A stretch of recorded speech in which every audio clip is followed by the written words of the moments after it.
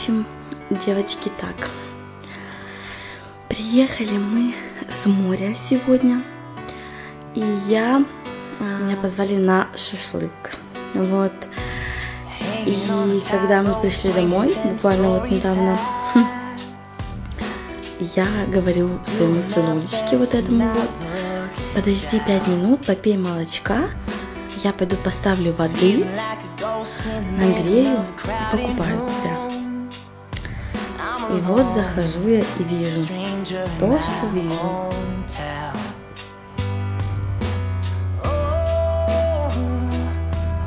Вот скажите, что бы вы сделали на моем месте? Разбудили бы его и покупали? Он искупался в летнем душе после моря, но все же после этого неоднократно еще и вымылся. Видите, какая у него коленка грязная. Ну что делать, я не знаю. Вот скажите, что бы вы сделали? Будили бы мыть? Или бы просто протерли бы влажными салфетками и уложили ребенка спать? Всем доброй ночи.